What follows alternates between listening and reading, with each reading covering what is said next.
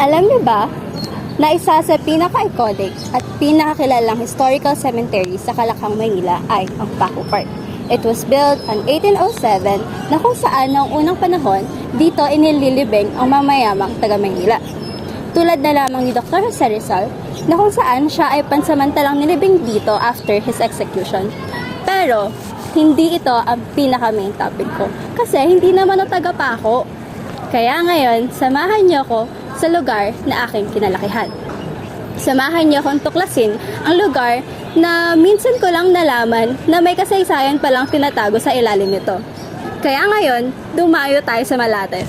Tara! Manila, I keep coming back to Manila.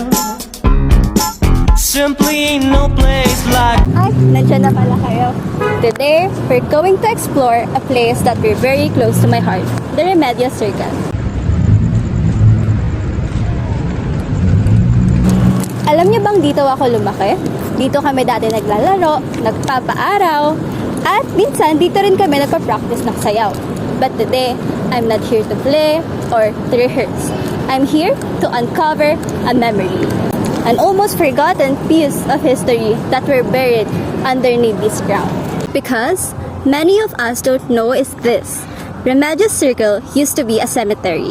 Yes, a real cemetery. O mas kilala noon sa tawag na Cementerio de Malate.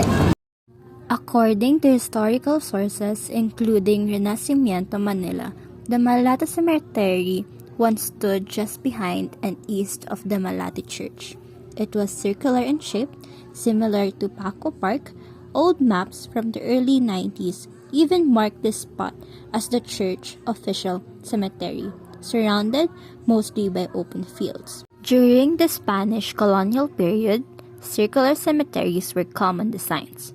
Paco Park was built in 1807 with the same layout.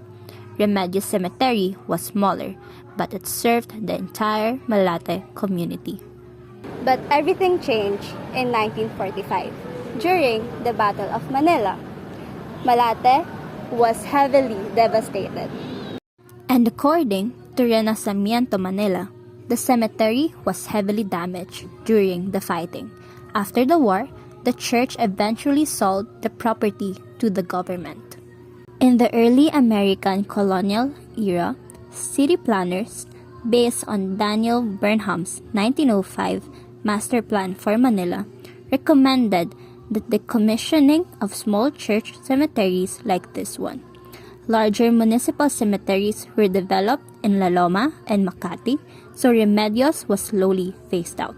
Philstar confirms that the cemetery was fully exhumed, the remains transferred, and the land later adapted into a public space. After World War II, civic groups and the local government redesigned it into the plaza we know today. Kaya pala, bilog ito. It wasn't designed as a park first. It was a cemetery first. Dati, parang may arko at simento. Ngayon, nabago na. Maraming tao ang napunta na.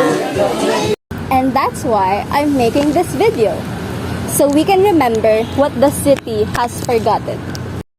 Today, Remedios Circle is known for nightlife, cafes, community gatherings, and cultural events.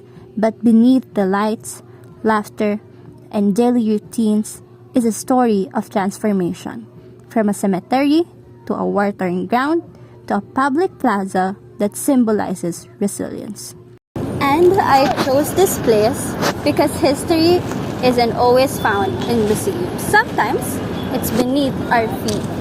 So what can we learn from the Remedios Circle? First, history is everywhere, even in the places we thought we knew by heart. Second, the past isn't meant to be forgotten. It shapes our streets, our communities, and our identity. Kung ganito kayaman ang nakaraan ng Maynila, naisip mo ba na baka ang kinatatayuan mo ngayon ay huling hantungan na pala?